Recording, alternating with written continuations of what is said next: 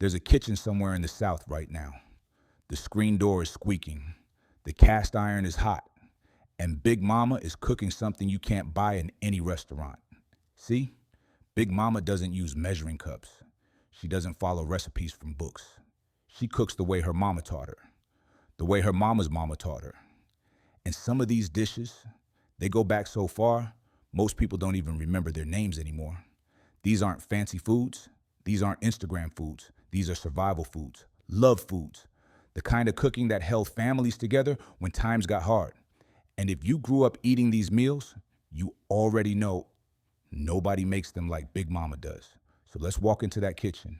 Let's remember these tastes. Because by the end of this, you're going to feel something. And you might just cry a little. Let's start where every Southern morning starts, with something warm, something simple, something that changes everything. 1. Buttermilk biscuits. Big Mama's biscuits don't come from a can. They don't come from a box. They come from her hands. She uses lard, not butter. Lard makes them flaky in a way butter never could. She works the dough just enough, not too much. You overwork it, and the biscuits get tough. Big Mama knows this without thinking about it. The kitchen smells like salt and flour and heat. She cuts them with an old jelly jar because she doesn't need a fancy biscuit cutter. She never did. When they come out of the oven, they're golden, they're tall. And when you pull one apart, steam rises up like a little cloud. You put butter on it while it's still hot, and it melts into every layer. This isn't just bread. This is the foundation. Everything else Big Mama makes starts here. And once you taste a real buttermilk biscuit made with lard, you'll never forget it. But biscuits need something, and that's where the next recipe comes in. 2. Red eye gravy. You ever heard of red eye gravy? Most people haven't. But Big Mama makes it every time she fries country ham. Here's how it works. You fry the ham in a cast iron skillet. The ham leaves behind drippings, salty, smoky, full of flavor. Then Big Mama does something strange. She pours black coffee right into that hot skillet. It sizzles. It steams. The coffee mixes with the ham fat and turns into this thin, dark gravy. It's salty. It's bitter. It's got a little sweetness from the ham. And it tastes like the South in a spoon. You pour it over your biscuits. You dip your ham in it. And if you're Big Mama's grandkid, you sop it up with a piece of bread and lick your fingers after. People say it's called red eye gravy because it looks like a bloodshot eye in the pan. Others say it's because it wakes you up like coffee does. Big Mama doesn't care about the name. She just knows it's been made this way for over 100 years. And speaking of old ways, the next one is even older. 3. Crackling cornbread. Big Mama's cornbread isn't sweet. It's not cake. It's not fluffy. It's got cracklings in it. Cracklings are pieces of fried pork skin, crispy, salty, a little chewy. And when you mix them into cornbread batter, something magic happens. She heats up the cast iron skillet until it's smoking. She pours in the batter, and it sizzles the second it hits the pan. That's how you get the crust, that dark, crunchy, golden crust on the bottom. The cracklings add little pockets of flavor. Every bite is different. Some bites are soft. Some are crunchy. Some taste like pork. Some taste like corn. And all of it tastes like history. This is the cornbread enslaved people made. This is the cornbread sharecroppers made. This is the cornbread you make when you can't waste a single part of the pig. Big Mama still makes it this way. Not because she has to, but because she remembers. And she wants you to remember too. But crackling cornbread needs something to go with it. And that's where this next recipe comes in. 4. Sawmill gravy. Sawmill gravy. You might know it as sausage gravy, but Big Mama calls it sawmill gravy because that's what the men in the lumber camps ate every morning. You start with breakfast sausage. You crumble it up in a cast iron skillet and cook it until it's brown. Then you leave the grease in the pan. That's the secret. The grease is the flavor. You sprinkle flour into the hot grease and stir it. It turns into a paste. Then you pour in milk, slowly, stirring the whole time. The gravy thickens. It turns creamy. It smells like pepper and pork and comfort. Big Mama makes it thick, thick enough to coat a spoon, thick enough to stick to a biscuit. And when you pour it over a hot biscuit, it soaks in. It fills every crack, every layer. This is what working men ate before the sun came up. This is what kept them going through 12-hour days in the Georgia heat. And it still works today. But here's the thing. The next dish is not breakfast. It's something people eat for luck. 5. Hoppin' John. On New Year's Day, Big Mama always makes Hoppin' John. Always. No exceptions. It's black-eyed peas cooked with rice, onions, and a big piece of smoked pork. Sometimes ham hock, sometimes bacon, sometimes fatback, and the peas turn soft and creamy, and the rice soaks up all the smoky flavor. People say if you eat Hoppin' John on New Year's Day, you'll have good luck all year. Big Mama doesn't know if that's true, but she's been eating it every January 1st for 70 years, and she's still here. So maybe there's something to it. The dish got its name from the Gullah Geechee, people on the coast of South Carolina. Some say kids used to hop around the table before eating it. Some say it came from the French words for rice and peas. Big Mama doesn't care about the history lesson. She just knows it tastes like hope. And when she serves it with collard greens and cornbread, it's a meal that says, we made it through another year. And that's worth celebrating. But you know what people forget about greens? The best part isn't the greens themselves. 6. Pot liquor. Pot liquor. That's what Big Mama calls the liquid left in the pot after you cook collard greens. Most people throw it away. Big Mama never does. See, when you cook collard greens low and slow with a ham hock or some fatback, all the flavor drips down into the water, the greens get soft, the pork gets tender, and the broth turns dark green and smoky and rich. That broth is pot liquor, and it's full of vitamins, full of iron, full of everything your body needs. People used to say pot liquor could cure a cold. Big Mama's not a doctor, but she believes it. You drink it from a cup, or you dip cornbread in it, or you pour it over rice, and it warms you from the inside out. Back in the Great Depression, pot liquor kept people alive. When there wasn't enough food to go around, you could stretch a pot of greens for days if you saved the broth. Big Mama's mama did that, and she taught Big Mama to never, ever waste it. And speaking of greens, let's talk about how Big Mama cooks them. 7. Fatback and greens. Big Mama's collard greens cook all day, low and slow, with a big chunk of fatback in the pot. Fatback is the layer of fat from a pig's back. It's pure pork fat with a little bit of meat. And when it cooks down in a pot of greens, it makes everything taste rich, smoky, deep. She fills up a big pot with water. She adds the fatback. She adds salt. She adds a pinch of sugar to cut the bitterness. Then she starts adding greens. Handfuls and handfuls of greens. They shrink down as they cook. The house smells like the South, like Sunday dinners, like Big Mama's kitchen. After a few hours, the greens are soft. The fatback has melted into the pot, and when you take a bite, it's tender and smoky and just a little bit sweet. These greens got people through slavery. They got people through Jim Crow. They got people through hard times when there wasn't much else to eat, and Big Mama still makes them every week. But let's be honest, the next dish, not everyone can handle it. 8. Chitlins. Okay, let's talk about chitlins. Chitlins are pig intestines, and yes, Big Mama cleans them herself. It takes hours. You have to rinse them, turn them inside out, rinse them again, and again, and again, until the smell is gone and they're clean. Then she boils them, low and slow, with onions, with garlic, with bay leaves. And after a few hours, they get tender, soft, almost creamy. Some people fry them after that. Big Mama usually does. She cuts them into strips, coats them in flour, and fries them until they're crispy. And when you bite into one, it's crunchy on the outside and soft on the inside. Now listen, chitlins are not for everyone. The smell while they're cooking is strong, real strong. But for people who grew up eating them, it's the smell of home. Enslaved people ate chitlins because that's what they were given. The scraps, the parts nobody else wanted. But they turned those scraps into something. They turned shame into pride.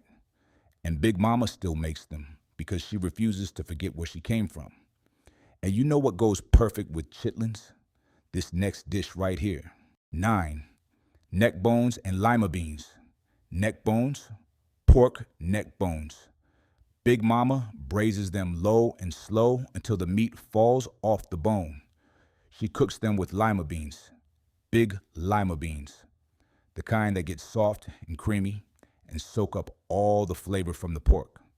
The neck bones don't have a lot of meat on them, but the meat they do have is tender, it's rich, and the bones give the pot so much flavor. You can't get that flavor any other way. Big Mama adds onions. She adds garlic. She adds a little bit of hot sauce. And she lets it simmer for hours.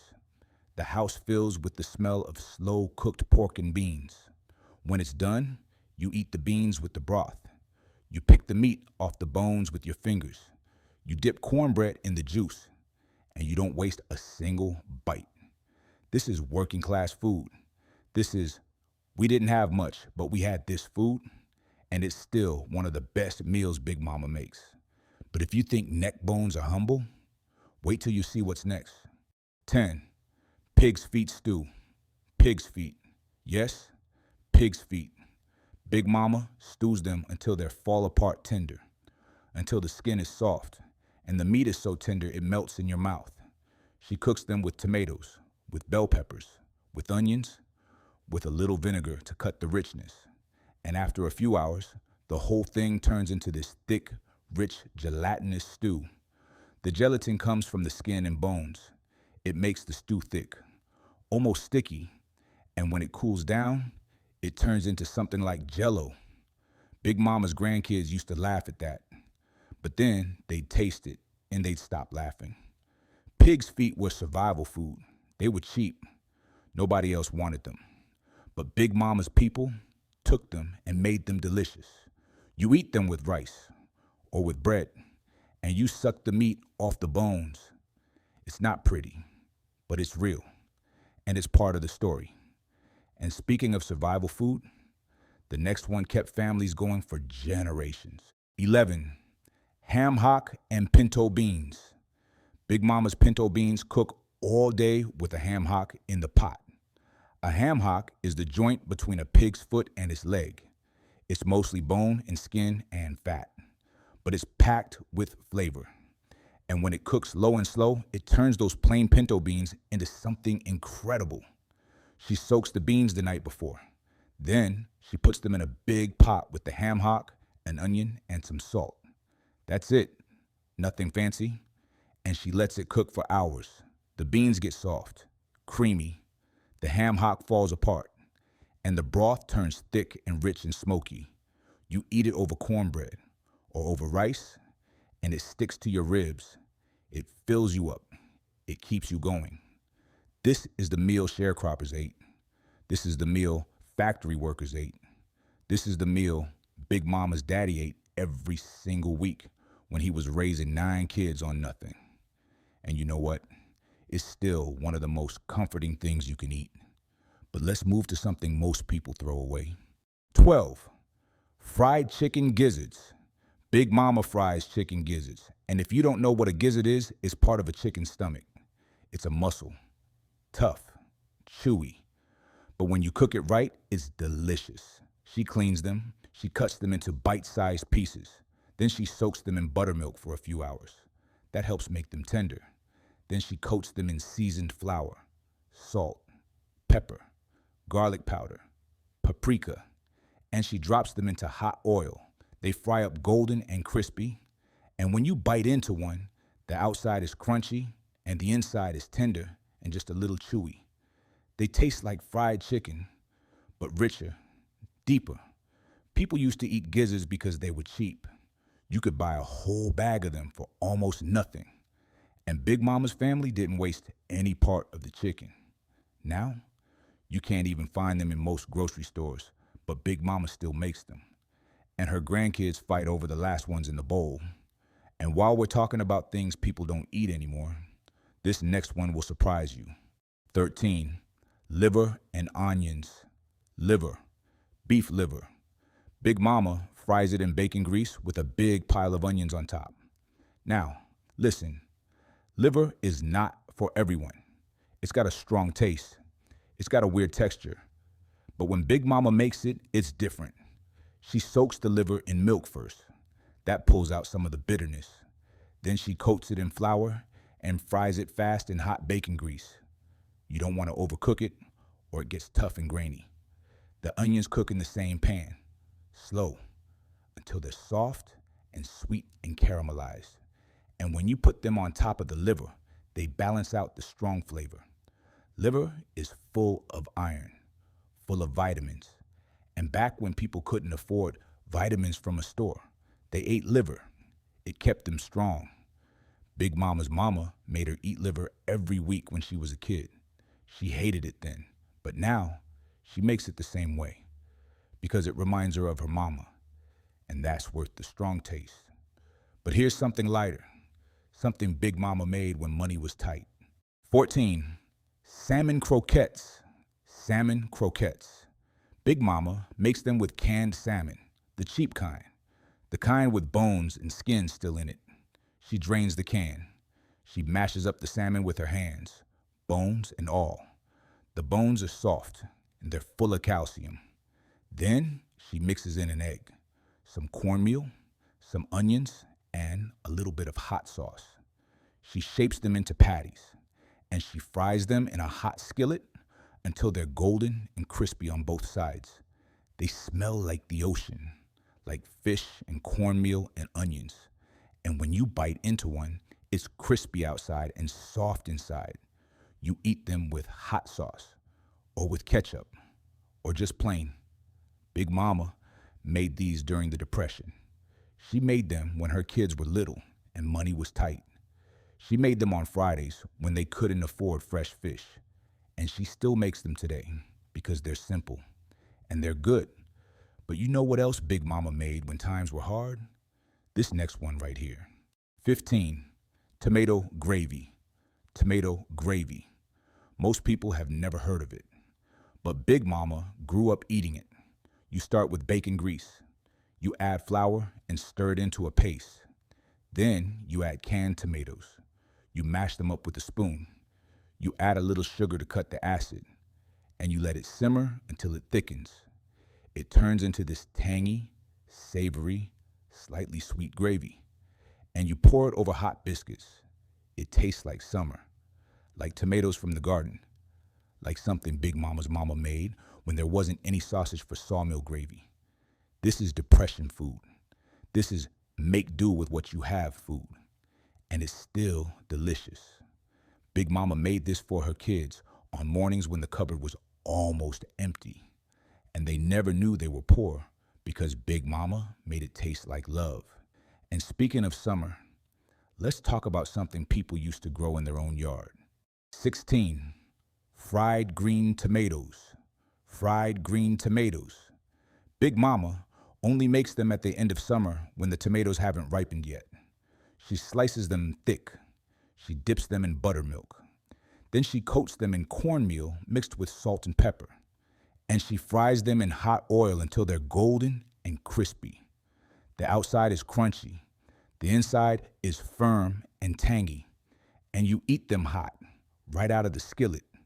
People started frying green tomatoes because they didn't want to waste them. If frost was coming and the tomatoes hadn't turned red yet, you picked them green and fried them up. Big Mama's mama did that, and her mama's mama did that, and now Big Mama does it too. You eat them with a little salt, or with a squeeze of lemon, or with a dollop of remoulade if you're feeling fancy. But most of the time, you just eat them plain because they don't need anything else. But while we're talking about preserving food, This next one is something Big Mama cans herself. 17. Pear preserves. Big Mama makes pear preserves every fall. She gets a bushel of pears from someone's tree, and she spends a whole day canning them. She peels the pears. She cuts them into chunks. Then she cooks them low and slow with sugar and a little bit of lemon juice. The pears turn soft and sweet and golden. She pours the hot preserves into jars. She seals them up, and she stores them in the pantry. Those jars last all year. In the winter, she opens a jar and spreads the preserves on hot biscuits. The pears are sweet and soft.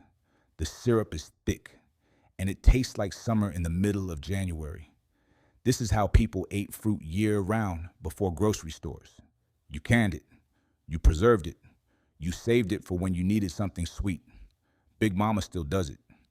And when she gives you a jar to take home, you know she loves you. And while we're talking about preserving, the next one is something Big Mama keeps in a jar in the fridge. 18. Chow, chow, Southern pickle relish. Chow, chow. It's a tangy, sweet, spicy relish made from cabbage, peppers, onions, and tomatoes. Big Mama makes it at the end of summer when the garden is overflowing. She chops everything up. She mixes it with vinegar, sugar, and spices. And she lets it sit. The vegetables pickle. They get tangy. They get a little sweet. And they get just spicy enough to wake up your mouth. You eat chow chow on top of pinto beans, or on top of black-eyed peas, or just straight out of the jar with a spoon if nobody's looking. It's a way to save vegetables before they go bad. A way to make something last. And it's been made in the South for over 100 years. Big Mama's jar of chow chow sits in the fridge all year. And every time she opens it, the whole kitchen smells like vinegar and memories. But here's something even simpler. Something Big Mama always has on the table. 19. Pepper vinegar. Pepper vinegar. It's a bottle of white vinegar with hot peppers stuffed inside. Big Mama grows the peppers herself. Little green ones, spicy ones.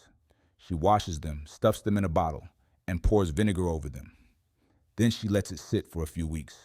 The vinegar turns spicy, just a little at first, then more and more as the peppers steep, and you shake it onto your greens, or your beans, or your black-eyed peas. It adds a sharp, tangy heat. Not too much, just enough. Every Southern table has a bottle of pepper vinegar on it. Big Mama's has been sitting in the same spot for 20 years. She keeps adding more peppers to it, and it just keeps getting better. It's simple. It's free if you grow your own peppers, and it makes everything taste better. But let's move to something Big Mama fries up in the summer. 20. Fried okra. Fried okra. Big Mama makes it every summer when the okra is fresh. She slices the okra into little rounds. She coats them in cornmeal mixed with salt and pepper, and she fries them in hot oil until they're golden and crispy. The outside gets crunchy, the inside stays soft, and if you do it right, they're not slimy at all. Okra came to America from Africa. Enslaved people brought the seeds with them, and they planted okra in every garden they could. Big Mama's family has been eating okra for generations. Fried, stewed, in gumbo, in soups, and it's still one of the best things she makes. You eat fried okra hot, right out of the skillet, and you don't stop until they're gone. But here's something Big Mama makes for Sunday dinners, something that feels a little more special. 21. Squash casserole. Squash casserole. Big Mama makes it with yellow squash, onions, cheese, and a Ritz cracker topping. She slices the squash thin. She cooks it down with onions until it's soft. Then she mixes it with sour cream, cheese, and a beaten egg. She pours it into a baking dish, and she tops it with crushed Ritz crackers and melted butter. It bakes until the top is golden and crispy, and when you scoop it out, it's creamy and cheesy and crunchy all at once. This is the casserole Big Mama brings to church potlucks. This is the casserole she makes for Sunday dinner, and it's always the first dish to disappear. Squash casserole is a newer recipe, not as old as chitlins or pot liquor, but it's been around long enough that it feels like it's always been there. And speaking of church potlucks, this next one is always on the table. 22. Pimento cheese. Pimento cheese. Big Mama makes it from scratch. Sharp cheddar, cream cheese, mayo, and a little jar of chopped pimentos. She grates the cheddar herself. She mixes it all together in a bowl, and she adds just enough mayo to make it creamy, but not soupy. It's tangy, it's sharp, it's a little bit sweet from the pimentos, and you can eat it 100 different ways. You spread it on crackers. You make sandwiches with it. You put it on a burger. You eat it with celery sticks. Or you just eat it with a spoon when nobody's watching.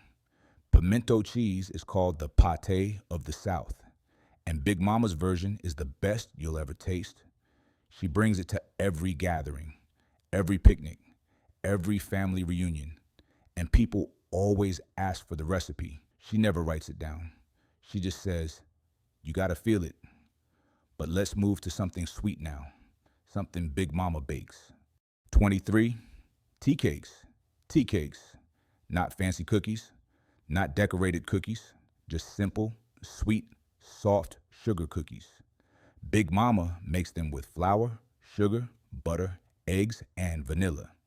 She rolls out the dough. She cuts them into circles with a jar lid, and she bakes them until they're just barely golden. They're soft, almost cake-like, and they're just sweet enough. You eat them with sweet tea, or with coffee, or you dunk them in milk, and they taste like childhood. Big Mama's mama used to make tea cakes for her when she was little. She'd come home from school, and there'd be a plate of tea cakes waiting on the table. Warm, soft, made with love. Now Big Mama makes them for her grandkids and great-grandkids, and the recipe hasn't changed in 100 years. But here's something even older, something people picked wild. 24. Blackberry cobbler. Blackberry cobbler. Big Mama makes it with blackberries she picks herself from the bushes behind her house. She goes out in the summer with a bucket. She picks the berries one by one. Her hands get stained purple. The thorns scratch her arms, but she doesn't care, because wild blackberries taste better than store-bought ones ever could. She makes a simple dough: flour, sugar, butter, and a little milk. She pours the blackberries into a baking dish. She adds sugar and a little bit of lemon juice, and she drops spoonfuls of dough on top. It bakes until the top is golden and the berries are bubbling.